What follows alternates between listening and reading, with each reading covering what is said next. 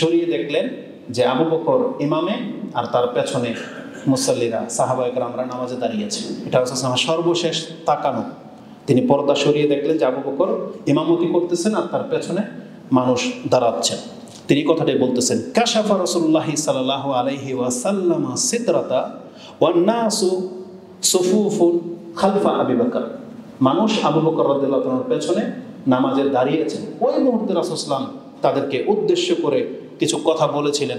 তার একটা ছিল এই, আলা, তোমরা কান খাড়া করে শোনো, ওয়া ইন্নী নুহিতু আন আকরা আল কোরআন, আমাকে নিষেধ করা হয়েছে আমি যেন কোরআন পাঠ করি রাকিআন আও সাজিদা, মানে রুকু এবং সেজদা অবস্থায় কোরআন পড়া নিষেধ। তাহলে রুকু এবং সেজদায় আপনি কি করবেন? রাসূলুল্লাহ সাল্লাল্লাহু আলাইহি ওয়াসাল্লাম বলেছেন, ফা আম্মার রুকু, রুকুটা হলো ফাআযিমু ফিহি রাব্বাল আলামিন, রাব্ব আযজা ওয়া জাল। রুকুতে তুমি যত বেশি পারো আল্লাহর বরত্ব, আল্লাহর গুণগান, আল্লাহর পবিত্রতা, আল্লাহর হামদ, এটা রুকুতে তুমি বেশি করবে। আর ওয়া আম্মা সুজুদ ফাজতাহিদু ফিহি আদ-দুআ, আর সিজদাতে তুমি সবচেয়ে বেশি দোয়াকে প্রাধান্য দেবে। ফাজতাহিদু ফিহি আদ-দুআ, দোয়াটাকে সবচেয়ে বেশি প্রাধান্য দেবে সিজদার মধ্যে।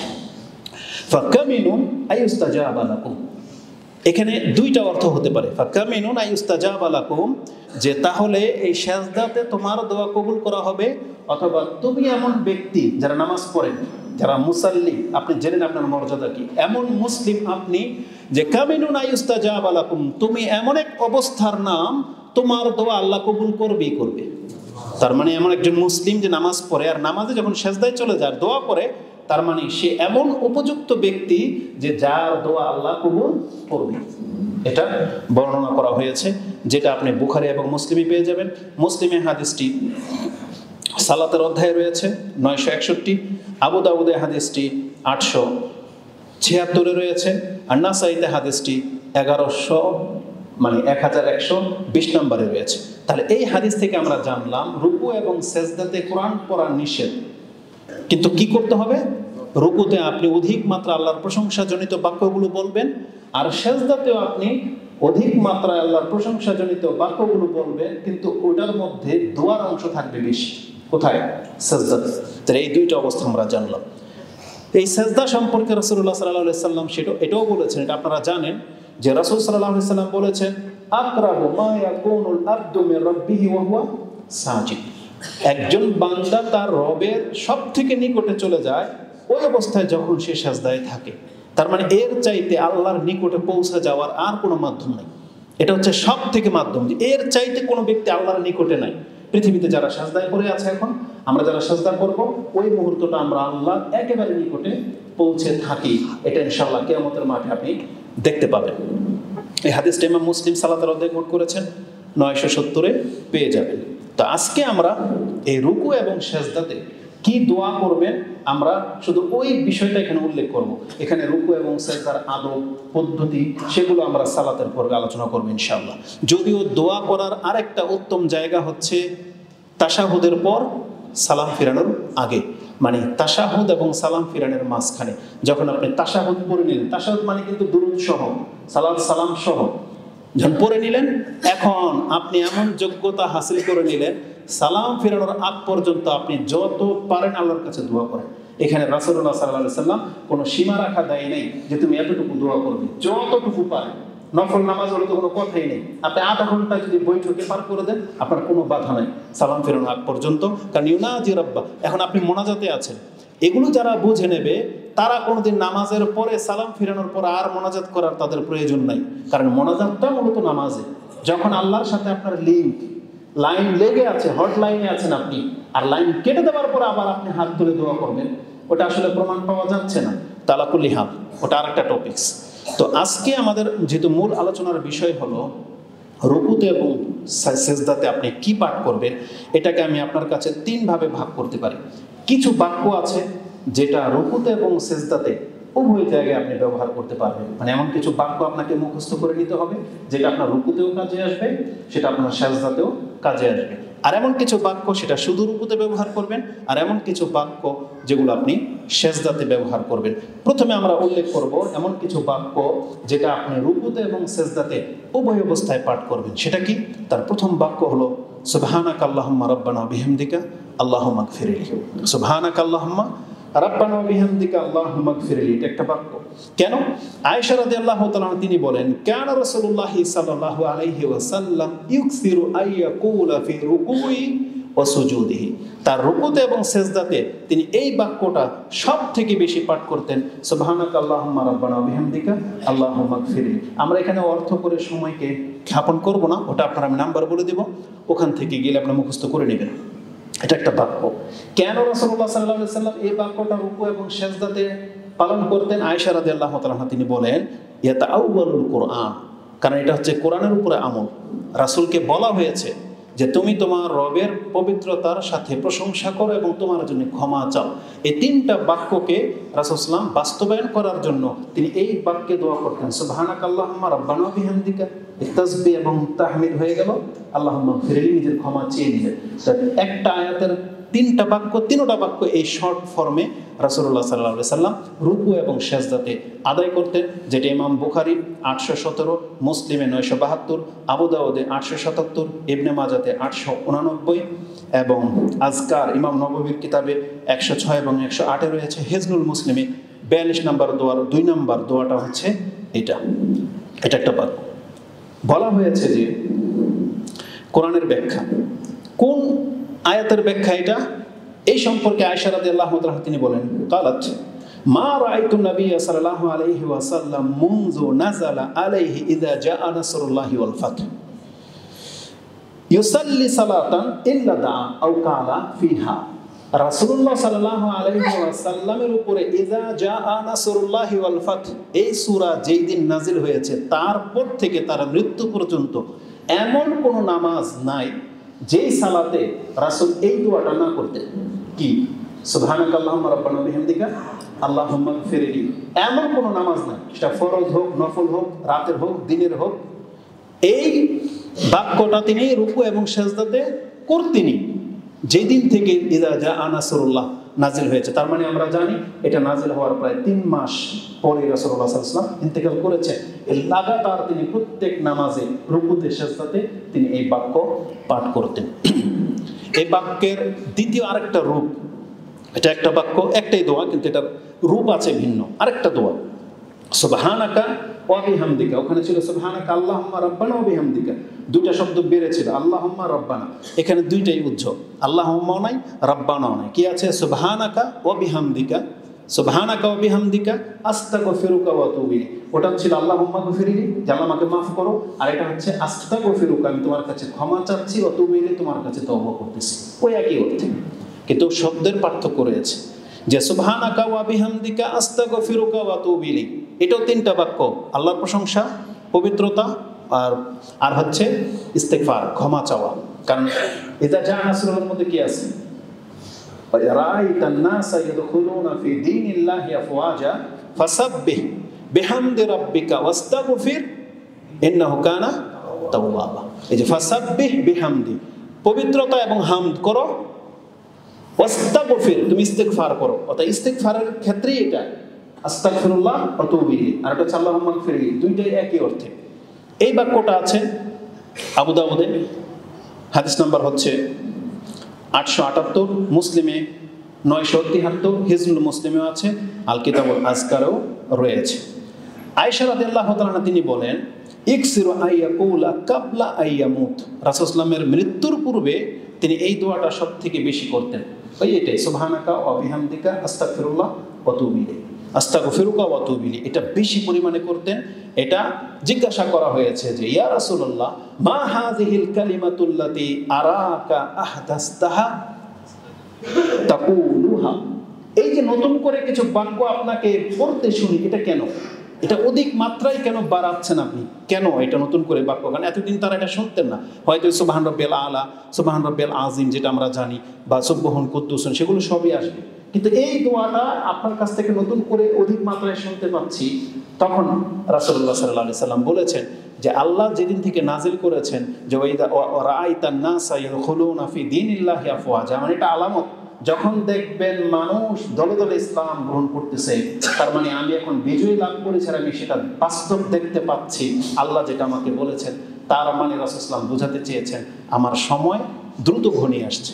যতগুলো আলামত দেখতে পাচ্ছি তত বেশি আমি এটা করি যেটা আমার সময় শেষ হয়ে যাচ্ছে।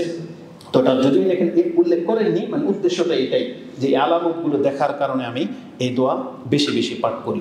এই দোয়ার 3 নাম্বার বাক্য, 2টা বাক্য একবার সহজ, কিন্তু কি?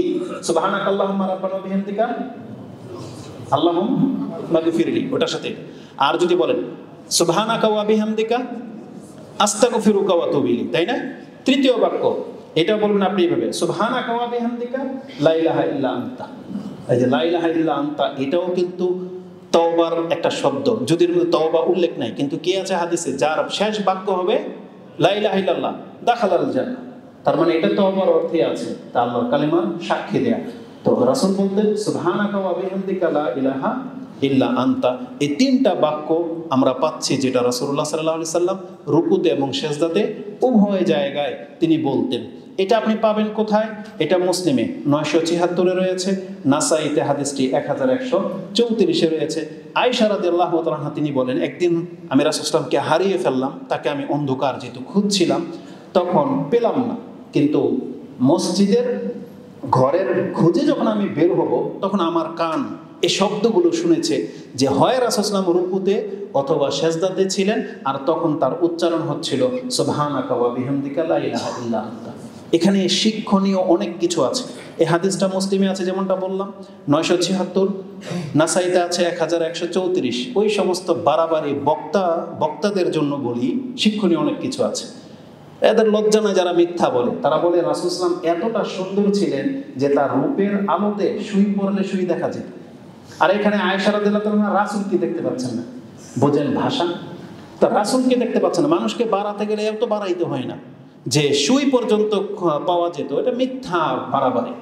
আর এখানে বলা হচ্ছে যে রাসূলুল্লাহ সাল্লাল্লাহু আলাইহি ওয়াসাল্লামকেই দেখতে পাচ্ছেন না। আরেকটা হলো যারা ওই যে মোটিভেশনাল বক্তব্য তৈরি করে, রাসূল সাল্লাল্লাহু আলাইহি জীবনটা কেমন ছিল, মাটির ঘর দিয়ে বানিয়ে আবার এলইডি লাইট লাগাই দেয়, আপনি স্প্রে হন, আমি যদি এই লাইটটা নিতাম। রাসূল সাল্লাল্লাহু ঘরে এলইডি লাইট ছিল না, কুপিও থাকতো না। যে আয়েশা রাদিয়াল্লাহু তাআলা আনহা অন্ধকারে তাকে হাত এইভাবে এইভাবে খুঁজছেন। এক বর্ণনায় আসছে তার পায়ের গোড়ালিতে হাত পড়েছে, তখন তিনি সেজদা অবস্থায় ছিলেন।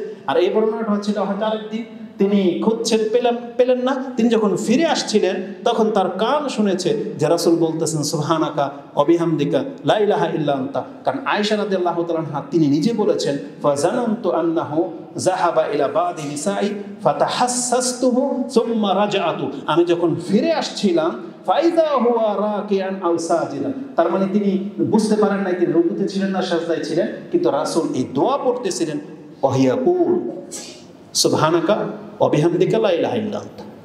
তার মানে যেহেতু এই দুইটা যে কোনো সময় পড়া যাবে, তাহলে এই ক্ষেত্রে আমরা 3টা বাক্য বলেছি, এটা হচ্ছে রুকু এবং সিজদায় করা যাবে। চতুর্থ বাক্য যেটা আপনি রুকু এবং সিজদায় উভয় অবস্থায় পাঠ করবেন সেটা হচ্ছে সুবহুন কুদ্দুসুন রাব্বুল মালাইকাতি ওয়ার রূহ। আমি জানি এটা আপনাদের জানা আছে, তবে বাকিরা মুখস্থ করে নেবেন যাতে আজকের পর থেকে আপনার রুকু এবং সিজদা একটু লম্বা হয়ে যায়।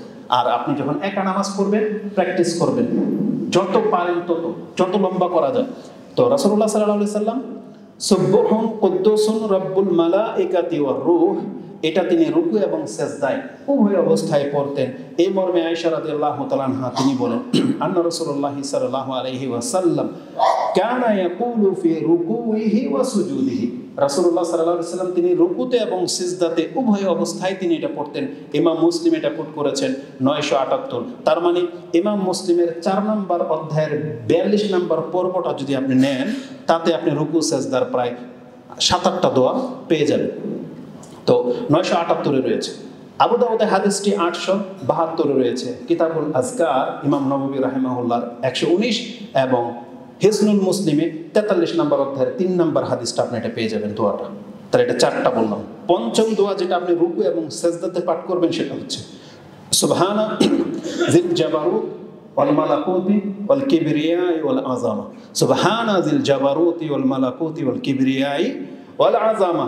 এই দোয়াটা আউফ ইবনে মালিক আল আশআরি তিনি বর্ণনা করেছেন, কালা কুমতু মা রাসূল সাল্লাল্লাহু আলাইহি সাল্লাম, আমি রাসূল সাল্লাল্লাহু আলাইহি সাল্লামের সাথে রাতের কোন এক সালাতে দাঁড়িয়েছিলাম, তিনি লম্বা কিরাত করলেন এবং রুকু করলেন, রুকুটাও কিরাতের মতো লম্বা। কিরাত কত লম্বা করেছিলেন? বাকারা, নিসা, আলে ইমরান, তিনটা সূরা এক রাকাতে, 5 পারা। তো কতটা লম্বা ছিল? তার রুকুটা ছিল কাছাকাছি, তার সাজদাটা ছিল রুকুর কাছাকাছি, এই বর্ণনাগুলো আসছে।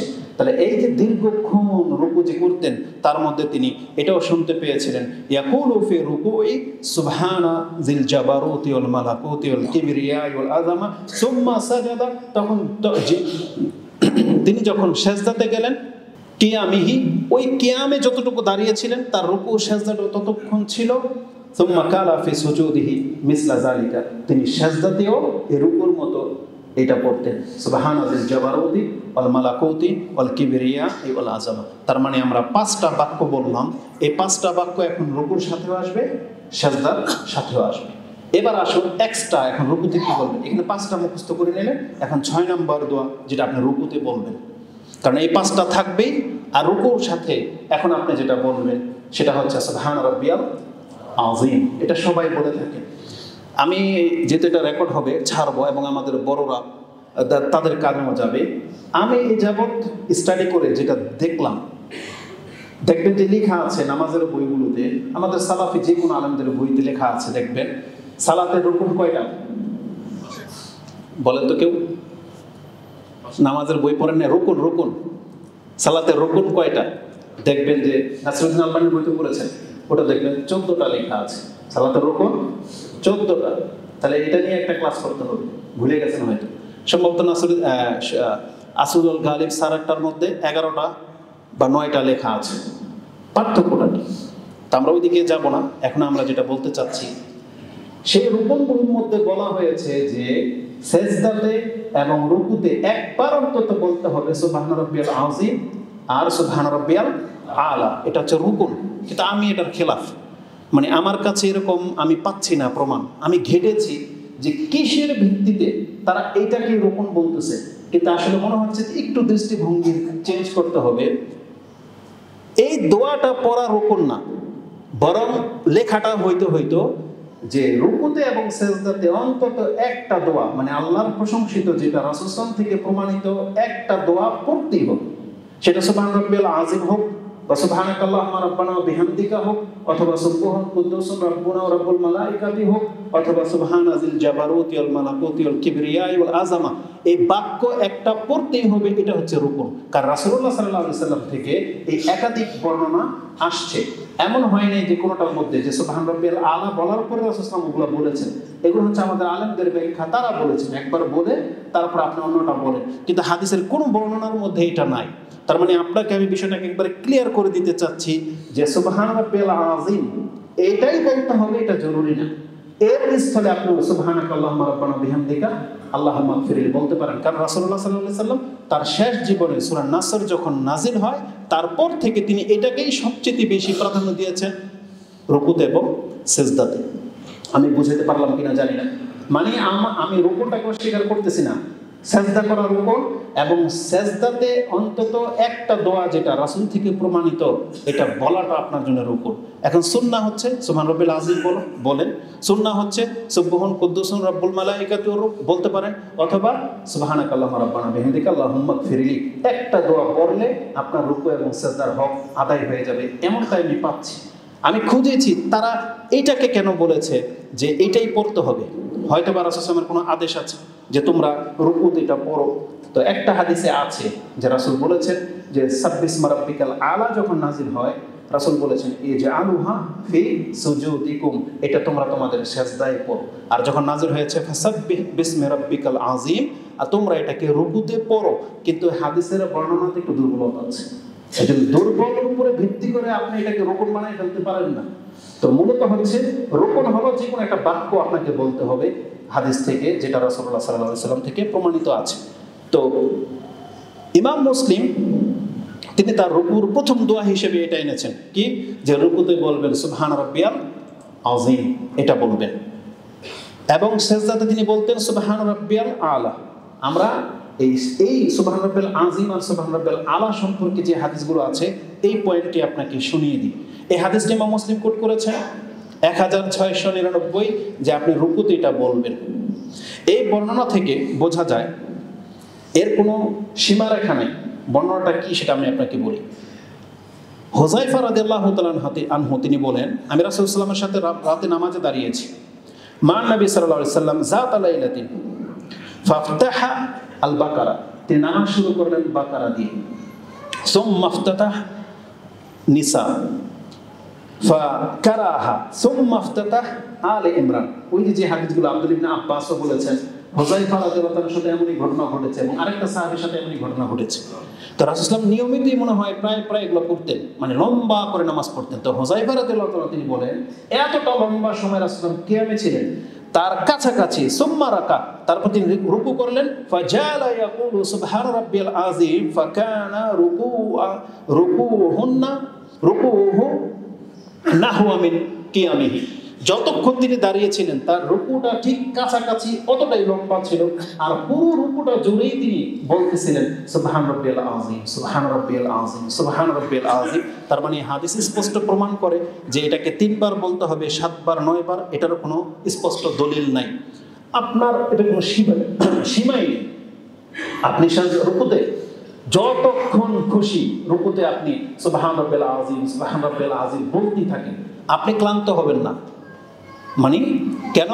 কারণ আপনি বলতে বলতে হয়তো অনীহা চলে আসবে, কিন্তু আল্লাহর মর্যাদা, আল্লাহ মানে যে নেকিটা হবে, যে নৈকট্যটা আপনি পাবেন, এটা ক্ষান্ত হবে। তার রাসূল সাল্লাল্লাহু আলাইহি ওয়াসাল্লাম লম্বা সময়, হয়তো ঘন্টা, তিনি শুধু এই বাক্যটাই বলতেছেন সুবহান রাব্বিয়াল আযীম, যেটা আপনি হাদিসের মর্ম থেকে বুঝতে পারবেন। এটা ইমাম মুসলিম কোট করেছেন 1699। তার মানে এটার কোনো সীমারেখা নাই। তো যারা বলেছেন 3 বারের হাদিস আছে, এই বর্ণনাগুলো বলছে দুর্বল, কিন্তু বিভিন্ন সূত্রে আসাতে শোয়েব আল আরনাউত এবং নাসিরউদ্দিন আলবানী এটাকে হাসান পর্যায়ে নিয়ে আসছেন। তাতে কি আছে, এবং হাদিস হাসান বলেছেন মানে গ্রহণযোগ্য, কিন্তু 3 বার কথা বাদ দিয়ে তাদের তাহকিকের মধ্যে কথাটা তারা উল্লেখ করে দিয়েছেন। কি আছে? হুযায়ফা ইবনে ইয়ামান আন্নাহু সামিয়া রাসূলুল্লাহ সাল্লাল্লাহু আলাইহি ওয়াসাল্লাম ইযা রাকা, তিনি যখন রুকু করতেন সুবহান রাব্বিয়াল আযীম বলতেন সালাসা মাররাতিন, 3 বার। এটা এই হাদিসের মধ্যে আছে। কোন হাদিস? ইবনে মাজাহ 888, মানে 888-তে এখানে 3 বারের কথা আছে। এই হাদিসের তাহকিকে বলা হয়েছে সাহিহুন দুনা তাকসীর বিসালাসা মাররাতিন। এই 3 বার কথাটা ছাড়া হাদিসটা সহিহ। কয়বার কথা ছাড়া? 3 বার, মানে 3 বার বলা যাবে না, এটা হাদিস সহিহ নয়। যারা 3 বার গণনা করেন সাধারণত, এটা হাদিস এই অংশটুকু সহিহ নয়। তো এটা একটা বর্ণনা গেল। দ্বিতীয়ত শোয়েব আল আরনাউত বলছে হাদিসটাই দুর্বল, তবে শায়েদ থাকার কারণে সুবহান রাব্বিয়াল আযীম, এটা যেহেতু মুসলিমের হাদিস দ্বারা প্রমাণিত, এতটুকু সহিহ, কিন্তু 3 বার বলার কথাটা সহিহ নয়। আরেকটা হাদিস তিনি উল্লেখ করেছেন, ইযা রাকা আহাদুকুম ফালিয়াকুল ফি রুকুইহি সুবহান রাব্বিয়াল আযীম সালাসা। এখানে 3 বারের কথা আছে। এটা সম্পর্কেও বলা হয়েছে যে এই 3 বারের কথাটা সহিহ নয়, হাদিসুল হাসান লিগাইরি। এই হাদিসটাও অন্য হাদিসের উপর ভিত্তি করে সহিহ, ও হাযা ইসনাদুন দাঈফ লিইনকিতা, কারণ হাদিসের মধ্যে একটা বিচ্ছিন্নতা আছে, এজন্য 3 বারের কথাটাকে সহিহ বলা যাচ্ছে না। এটা ইমাম আবু দাউদ, ইমাম ইবনে মাজাহ কোট করেছেন 890-তে। তার মানে আমরা এখান থেকে যেটা জানলাম, সুবহান রাব্বিয়াল আযীম আপনি কতবার বলবেন এটার কোনো সীমারেখা নাই, আর 3 বার বলতে হবে কমপক্ষে। এই হাদিস দুর্বল। এই সুবহান রাব্বিয়াল আযীম এবং সুবহান রাব্বিয়াল আলা রাসূল কেন আমল করতেন, এটা সম্পর্কে যে হাদিসটা আসছে এটাও দুর্বল, কিন্তু এটা আপনি নিয়ে নিতে পারেন। কেন? কারণ এখানে কোনো আমলের ব্যাপার আসেনি। যে রাসূলুল্লাহ সাল্লাল্লাহু আলাইহি ওয়াসাল্লাম লাম্মা নাযালাত সাব্বিহ ইসমা রাব্বিকাল আযীম, যখন এই আয়াত নাযিল হলো, কোরআনের প্রায় 3টা আয়াতের মধ্যে এটা আছে। ওয়াকিয়ার মধ্যে 2 জায়গায়, আরেকটা সূরার মধ্যে আছে যে সুবহান ফাসাব্বিহ বিসমি রাব্বিকাল আযীম। রাসূল সাল্লাল্লাহু বলেছেন, কালা নবী সাল্লাল্লাহু আলাইহি ওয়াসাল্লাম ইজআলুহা ফি রুকুইহি, এটা তোমরা রুকুতে ব্যবহার করো। আর যখন নাযিল হয়েছে সাব্বিহ ইসমা রাব্বিকাল আলা, কালা লানা রাসূল সাল্লাল্লাহু আলাইহি ওয়াসাল্লাম ইজআলুহা ফি সুজুদিকুম, এটা তোমরা সিজদায় আমল করো। এই হাদিসটি ইমাম ইবনে মাজাহ 878 এবং আবু দাউদে হাদিসটি 869 এনেছেন, কিন্তু হাদিসের মান হচ্ছে দুর্বল। কেন তাহলে বললাম যে এইরকম বর্ণনাগুলো আছে, কিন্তু এটাতে আমরা দোষণীয় কিছু দেখি না, কারণ আমরা তো সুবহান রাব্বিল আযীম বলি, সুবহান রাব্বিল আলা বলি, যেটা অন্যান্য হাদিসে প্রমাণ আছে। এটা এই আয়াতের ব্যাখ্যা হলে হোক, না হলে না, কারণ এই হাদিস প্রমাণ হচ্ছে না। অপর আরেক বর্ণনায় এই সুবহান রাব্বিল আযীমের সাথে বাড়তি একটা শব্দ পাওয়া যাচ্ছে, ও বিহামদিহি। সুবহান রাব্বিল আযীম ও বিহামদিহি বা সুবহান রাব্বিল আলা ওয়া বিহামদিহি, এই বিহামদি শব্দটা আবু দাউদ রাহিমাহুল্লাহ কোট করেছেন 105 নম্বর হাদিসে, কিন্তু সাথে তিনি এটাও বলেছেন ওয়া হাযিহি জিয়াদা নাখাফু আল্লাহ তাকুনু মাহফুজাতান। আমার ভয় হচ্ছে এই অতিরিক্ত বিহামদিহি শব্দটা এটা মাহফুজ না, সংরক্ষিত না। এটা আমার ভয় হচ্ছে যে এটা সংরক্ষিত না, তার মানে এই শব্দটা আমরা কিন্তু বলি না। সুবহান রাব্বিল আযীম, সুবহান রাব্বিয়াল আলা পর্যন্ত আমরা থাকি, কিন্তু বর্ণনাগুলো আছে এবং দোয়ার কিতাবও আনা হয়েছে, কিন্তু আমি আপনাকে বলে দিলাম এটা না। ইমাম আবু দাউদ নিজেই বলেছেন যে আমার কাছে এই শব্দটা মাহফুজ না, সুরক্ষিত না। এবার আসুন রুকুতে দ্বিতীয় দোয়া, আর আমাদের সিরিয়ালে 7 নম্বর দোয়া। সেটা কি? আপনি রুকুতে বলবেন সুবহানাকা আল্লাহুম্মা রাব্বানা ওয়া বিহামদিকা আল্লাহুম্মা গফিরলি, যেটা ওই যে 6টা বলছি এর মধ্যে একটা। তারপরে সুবহান কুদ্দুসুন রাব্বুল মালাইকাতির, এটা একটা। তারপর সুবহানাজিল জাবারুতিল মালাকুতিল কিবরিয়াল আযম, এটা একটা। পঞ্চম আপনি রুকুতে বলতে পারেন আল্লাহুম্মা লাকা রাকাতু, আল্লাহ তোমার জন্য আমি রুকু করলাম। ওয়া বিকা আমানতু, তোমার প্রতি আমি ঈমান আনলাম। ওয়া লাকা আসলামতু, আমি তোমার কাছে আত্মসমর্পণ করলাম। খাশআ লাকা সামঈ ওয়া বাসারি ওয়া মুখি ওয়া আযামি ওয়া আসাবি, আর আমার সব কিছু, আমার মগজ, আমার চক্ষু, আমার দৃষ্টি, আমার হাত পা, আমার হাড্ডি, সব কিছু তোমার কাছে বশীভূত করে দিলাম। মানে রুকুতে যখন স্থির হবেন, এখন আপনি নড়াচড়া কেন করতেছেন না? কারণ এগুলো সবকে আল্লাহর কাছে ঝুঁকিয়ে দিলেন। এটা রুকুতে আপনি বলবেন যে আল্লাহ আমি তোমার কাছে আত্মসমর্পণ করেছি এবং আমার বিবেক, এখনো আমি অন্য কিছু ভাবতেছি না তুমি ছাড়া, আমার চক্ষু, আমার কান, কোনো কিছু আমি নিচ্ছি না, আমি এখন তোমার কাছে ঝুঁকিয়ে দিলাম। তো রাসূলুল্লাহ সাল্লাল্লাহু আলাইহি সাল্লাম তিনি রুকুতে এই দোয়াটা পড়তেন, যেটা ইমাম মুসলিম কোট করেছেন 1697-তে পেয়ে যাবেন। ইবনে মাজাতে হাদিসটি 1054, আজকারে 107 নম্বর হাদিস, এবং এটা হিজনুল মুসলিমেও রয়েছে। তাহলে রুকুতে আমরা এই বাক্যগুলো বলতে পারি, যেটা আপনি ওখানে 5টা আর এখানে 3টা অতিরিক্ত, এই 8টা আপনি রুকুতে পড়তে পারেন। এবার চলে আসেন সেজদাতে। সেজদাতে ঠিক ওই যে প্রথম 5টা বলেছিলাম, ওই 5টাও সেজদাতে আসবে, আর নতুন করে যুক্ত হবে সুবহান রাব্বিয়াল আলা, যেটা আমরা সাধারণত নিয়মিতভাবে সবসময় পড়ি। আপনি চাইলে এটাই পড়তেই থাকতে পারেন, সুবহান রাব্বিয়াল আলা, সুবহান রাব্বিয়াল আলা, অথবা সুবহানাজিল জাবারুত। তবে এই ক্ষেত্রে রাসূল সাল্লাল্লাহু আলাইহি ওয়াসাল্লামের ওই হাদিসটাকে প্রাধান্য দিবে। রাসূল কি বলেছেন? যে রুকুতে তুমি আল্লাহর পবিত্রতা তাসবিহাতগুলো বেশি করবে, আর সিজদাতে তুমি দোয়াটাকে বেশি করবে। তাহলে দোয়া সিজদার মধ্যে প্রাধান্য পাচ্ছে সুবহানাকা ওয়া বিহামদিকা আল্লাহুম্মা গফির, এটা বেশি প্রাধান্য পাচ্ছে। সুবহানাকা আল্লাহুম্মা রাব্বানা বিহামদিকা আল্লাহুম্মা গফির, এটাতে দোয়া রয়েছে, আল্লাহর পবিত্রতার সাথে দোয়া রয়েছে। তারপর সুবহান রাব্বিল আলা সম্পর্কে আপনারা জানেন, 1699-তে পেয়ে যাবেন। আর উপরের যে 5টা আমরা উল্লেখ করেছি, সেটাও আপনি সেজদাতে আদায় করবেন। নতুন করে যে দোয়াটা আপনি সেজদাতে করবেন সেটা হচ্ছে আল্লাহুম্মা গফিরলি যামবি কুল্লাহ দিক্কাহু ওয়া জিল্লা ওয়া আউওয়ালাহু ওয়া আখিরাহু ওয়া আলানিয়াতাহু ওয়া সিররা। আল্লাহ তুমি আমার পাপগুলোকে মাফ করে দাও। আল্লাহুম্মা গফিরলি যামবি কুল্লাহ, আমার যত পাপ আছে আল্লাহ তুমি মাফ করে দাও। ও দিক্কাহু ওয়া জিল্লা, সেটা সূক্ষ্ম হোক অথবা আজিম বড় হোক। দিক্কাহু ওয়া জিল্লা ওয়া আউওয়ালুহু, আগের হোক, ওয়া আখিরাহ অথবা পরের হোক, ওয়া আলানিয়াতাহু ওয়া সিররা, যেটা আমি মানে গোপনে গোপনে করেছি বা আমার নিয়তে আছে, অথবা যেটা আমি প্রকাশ করে ফেলেছি, আমার গোপনীয় প্রকাশ্য সমস্ত পাপকে তুমি মাফ করে দাও। এটা বলবেন কোথায়? সেজদাতে। আর হাদিস ইমাম মুসলিম কোট করেছেন 971, আপনি হাদিস পেয়ে যাবেন, এবং আবু দাউদে হাদিসটি 878 রয়েছে, আজকার 126, এবং হিসনুল মুসলিমের 6 নম্বর হাদিসে পেয়ে যাবেন, যে সালাতের সেজদার দোয়াতে। ষষ্ঠ দোয়া যেটা আপনি সেজদায় পড়বেন সেটা হচ্ছে ওয়াবিকা আমানতু ওয়ালাকা আসলামতু, আল্লাহ আমি এখন তোমার জন্য সেজদা করলাম। ওয়াবিকা আমানতু, যে রুকুর মতোই, আমি তোমার প্রতি ঈমান আনলাম। ওয়ালাকা আসলামতু, তোমার কাছে আমি আত্মসমর্পণ করলাম। আনতা রাব্বি, তুমি আমার প্রতিপালক। সাজাদা ওয়াজহিয়াল্লাযী খালাকাহু, আমার এই চেহারা সেই সত্তার কাছে সেজদা করলো যিনি এটাকে সৃষ্টি করেছেন। ওয়াসাওয়ারাহু, যিনি আমার চেহারার আকৃতি দিয়েছেন। ওয়াশাক্কা সামআহু ওয়া বাসারাহু, যিনি আমার এই যে চেহারার মধ্যে ফাটল দিয়েছেন চোখে এবং কানে। আচ্ছা, আল্লাহ যদি চোখে আর কানে যদি ফাটল না দিতে, এমন মানুষ দেখেছেন না যেটা লাগানো, কি অবস্থা হতো? আমরা দেখতে পেতাম না, চেহারা সুন্দর দেখায় না। কিন্তু আল্লাহ সুবহানাহু ওয়া তাআলা আমাদের এখানে যারা আছেন প্রত্যেকের চোখে ফাটল রেখেছেন এবং কানেও ফাটল রেখেছেন, যাতে আমরা কথা শুনতে পারি এবং দেখতে পারি। তাহলে আপনি শুকরিয়া আদায় করবেন কোথায়? সাজদাতে। তাবারাকাল্লাহু আহসানুল খালিকিন, কত উত্তম বরকতময় তিনি, যিনি এই উত্তমভাবে আমাদেরকে সৃষ্টি করেছেন। এই দোয়াটা আপনি পড়বেন। এটাও ইমাম মুসলিম কোট করেছেন, 1054তে আছে এবং আজকার 120 আর হিজনুল মুসলিমে এটা 4 নম্বর দোয়াতে পেয়ে যাবেন। সিজদাতে 7 নম্বর দোয়া যেটা আপনি বলতে পারেন সেটা হচ্ছে আল্লাহুম্মা ইন্নী আউযু বিরিদাকা মিন সাখাতিক। আল্লাহ, আমি তোমার কাছে আশ্রয় চাচ্ছি বিরিদাকা মিন সাখাতিক, তোমার সন্তুষ্টির মাধ্যমে তোমার অসন্তুষ্টি থেকে, সাখাতিকা ওয়া বিমুআফাতিকা মিন উকুবাতিক, তোমার নিরাপত্তার মাধ্যমে তোমার পাকড়াও থেকে, উকুবাতিক। ওয়া আউযু বিকা মিনকা লা উহসি সানাআন আলাইকা, আমি আপনার কাছে আশ্রয় চাচ্ছি, আমরা আপনার প্রপারলি যথেষ্ট প্রশংসা করতে পারছি না, আমরা অক্ষম, পারতেছি না যেভাবে আপনার প্রশংসা করা উচিত ছিল। আনতা কামা আসনাইতা আলা নাফসিক, যেভাবে আপনি নিজের প্রশংসা আমাদেরকে শিখিয়েছেন বা নিজে যেভাবে পাওয়ার যোগ্য, এটা আমরা ব্যর্থ, অপারগ যে আমরা সেভাবে আপনার প্রশংসা করতে পারতেছি না। এবং আপনি জানেন যে কিয়ামতের মাঠে রাসূলুল্লাহ সাল্লাল্লাহু আলাইহি সাল্লামকে এমন কিছু বাক্য শিখিয়ে দেওয়া হবে যে তিনি সেজদায় করে আল্লাহর প্রশংসা করতে থাকবেন, এক পর্যায়ে আল্লাহ রাজি হয়ে যাবেন এবং বলা হবে ইরফা রাসাক ওয়া সাল তৌতা, মাথা উঠান, যা চাইবেন তাই দেওয়া হবে।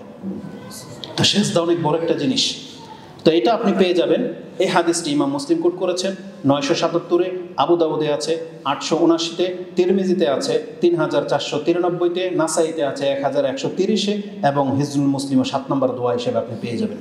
এই দোয়াটি যেমন আপনি সেজদাতে করতে পারেন, এই দোয়াটি আপনি বেতেরের নামাজে কুনুতে করতে পারেন। কারণ আলী রাদিয়াল্লাহু তাআলা আনহু থেকে ইমাম তিরমিজি কোট করেছেন 3566 এবং নাসাইতে 1747 রয়েছে যে রাসূলুল্লাহ সাল্লাল্লাহু আলাইহি ওয়াসাল্লাম তিনি বিতরে কুনুতেও তিনি এভাবে দোয়া করতেন, আল্লাহুম্মা ইন্নী আউযু বিরিদাকা মিন সাখাতিকা।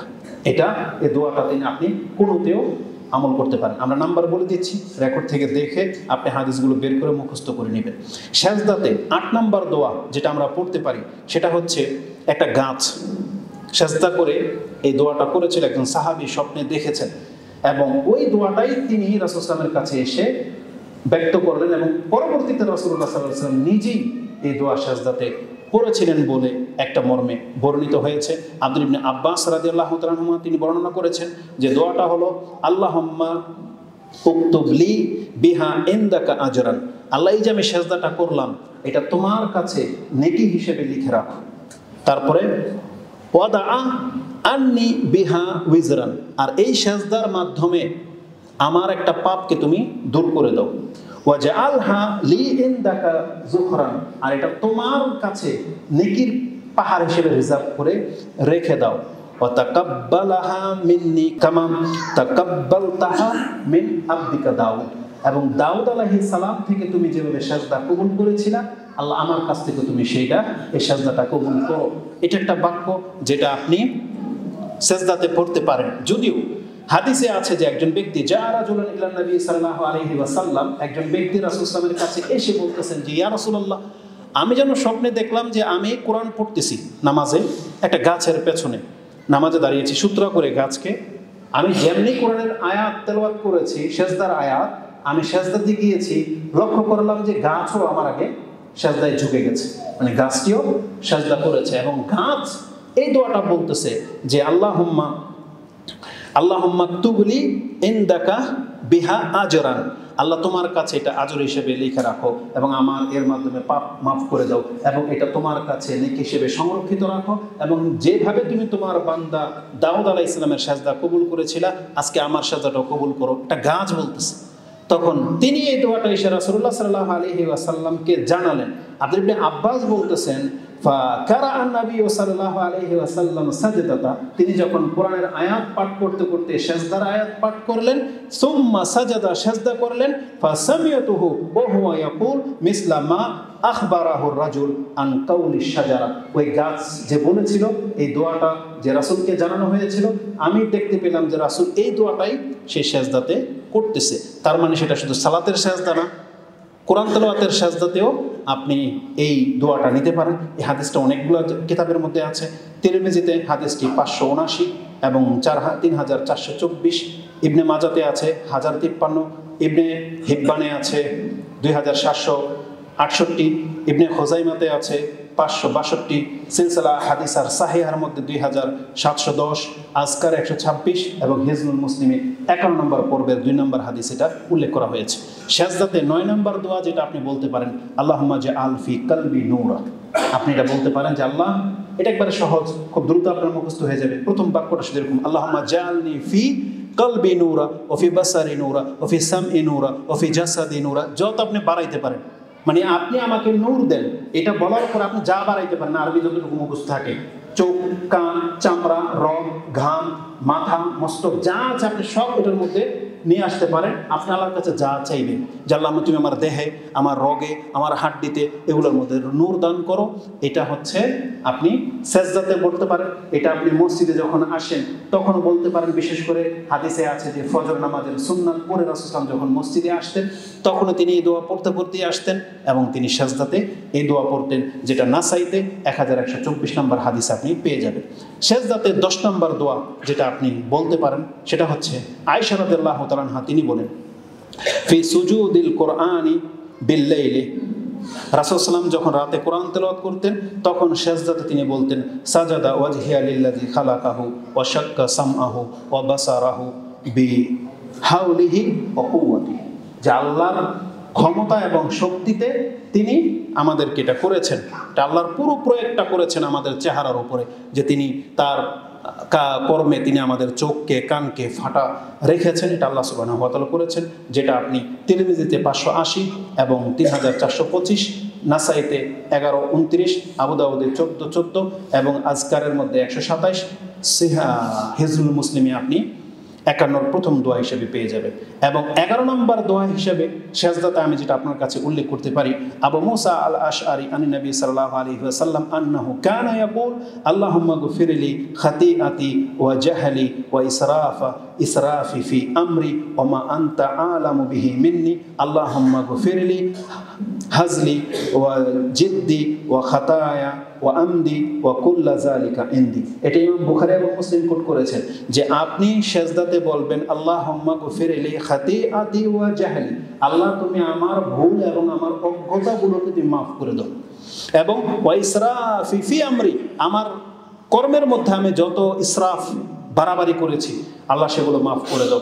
ওমা আনতা আলামু বিহি মিন্নি, আপনি আমার কাছ থেকে এমন ত্রুটি যা কিছু জানেন সবগুলোকে মাফ করে দেন। আল্লাহুম্মা গফির, আল্লাহ তুমি আমাকে মাফ করো, লি হাজলি ওয়া জিদ্দি ওয়া খাতায়া ওয়া আমদি। ওই কথাটাকে আবার রিপিট করা হয়েছে, যেটা আমি ইচ্ছা করে পাপ করি অথবা আমার অনিচ্ছাতে পাপ হয়ে যায়, যেটা ছোট হোক বড় হোক, হালকা হোক ভারী হোক, আল্লাহ তুমি এগুলোকে মাফ করে দাও। ওয়া কুল্লু যালিকা ইনদি, আর এইগুলো সবই আমার পক্ষ থেকে। তার মানে পাপগুলো আল্লাহ আমাদেরকে করায় না, এগুলো সব আমাদের মনের খারাপই, আমাদের খারাপই। বলছে আমার কাছ থেকে যা আছে সব মাফ করে দাও।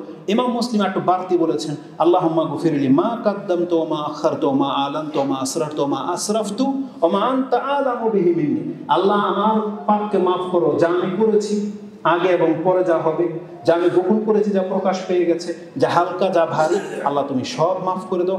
আনতাল মুকাদ্দিমু আনতাল মুআখিরু লা ইলাহা ইল্লা আনতা, তুমি ছাড়া সত্য কোনো ইলাহা নাই, তুমিই প্রথম এবং তুমি শেষ, তুমি ছাড়া সত্য কোনো ইলাহা নাই। এটা ইমাম মুসলিম কোট করেছেন। তো এইভাবে 11টা দোয়া আমরা সেজদা রিলেটেড পাচ্ছি, যেটা আজকের বক্তব্যে আপনার কাছে পেশ করা হয়েছে। আর শেষ বাক্য অনুযায়ী যেটা রাসূল বলেছেন যে আকরাবু মা ইয়াকুনুল আবদু মির রাব্বিহি ওয়া হুয়া সাজিদ ফাআকসিরু ফীহি আদ-দুআ, তুমি সেখানে অধিক মাত্রায় দোয়া করো। এই জায়গাটা হচ্ছে আমভাবে আপনাদের জন্য রাসূল থেকে এগুলোর কোনো একটা মুখস্থ করে নেবেন, এগুলো পড়বেন। এখন আপনার কি প্রয়োজন যেটা আপনি হাদিসে পাচ্ছেন না, আপনি আপনার প্রয়োজনটা এখন সেজদাতে কাজে লাগান। এক্ষেত্রে অনেক মতভেদ করে যারা যারা বলে বাংলায় দোয়া করা যাবে না, তারা একটা দলিল দেয় যে নামাজের মানুষের সাথে কথা বলা, মানুষের কথা জায়েজ নেই। তারা ভাষাটা বোঝে নাই। মানুষের কথা বলা জায়েজ নাই না, মানুষের সাথে কথা বলা জায়েজ নেই। কিন্তু আপনি যখন এখন কথা বলবেন, কার সাথে কথা বলবেন? আল্লাহর সাথে। এর জন্য আরবি ভাষার শর্ত না, এর জন্য আরবি ভাষার শর্ত না, শর্ত হচ্ছে আল্লাহর সাথে কথা বলতে হবে। যেমন আরবিতেও যদি কেউ অন্যের সাথে কথা বলে তার নামাজ বাতিল হয়ে যাবে। যেমন কেউ যদি হাঁচি দেয়, আলহামদুলিল্লাহ যদি বললো, তার নামাজ ঠিক থাকবে, কারণ সে আল্লাহর সাথে প্রশংসা করেছে। কিন্তু যে শুনে যদি বলে ইয়ারহামুকাল্লাহ, আল্লাহ তোমার উপরে কি করুক, রহম করুক, বললেন তো আরবিতে, তার নামাজ ঠিক থাকবে? আপনার নামাজ ঠিক থাকবে না, কারণ আপনি সম্বোধন করেছেন ব্যক্তিকে। এই জন্য ব্যক্তির সাথে কথা বলা যাবে না। এই জন্য ইমাম তালকিন করে কি দিয়ে, রিং বাজতেছে, বাচ্চা কান্না করতেছে, বা কোনো একটা কিছু করতে হবে, বা ইমাম ভুল করতেছে, আপনারা কি বলে তালকিন করেন? সুবহানাল্লাহ, মানে আল্লাহর প্রশংসা। তার মানে নামাজের মধ্যে ভিন্ন বাক্য বলা যায়, সেটা আল্লাহ রিলেটেড। তো দোয়ার ক্ষেত্রে রাসূল যেহেতু বলেছেন যে তুমি অধিক মাত্রায় দোয়া করো, তাহলে সেই ক্ষেত্রে আপনি যদি আরবি মুখস্থ না পারেন, আপনি আপনার মাতৃভাষা যেটা আপনি চাচ্ছেন সেটা আপনি বাংলায় চাইতে পারবেন। কিন্তু লক্ষ্য রাখতে হবে, কথাটা আপনি বলতেছেন আল্লাহ, মানে আল্লাহর সাথে কথোপকথন, মানুষের সাথে আরবিতে কথা বলাও জায়েজ নাই। তো এই ক্ষেত্রে একটা দোয়া বলবো, তারপর আমাদের খুতবা ক্লোজ করে দেব। আকুলু লিকাউলি হাযা আস্তাগফিরুল্লাহ লি ওয়া লাকুম ওয়া লিসাইরিল মুসলিমিন ফাস্তাগফিরু ইন্নাহু হুয়াল গফুরুর রহিম।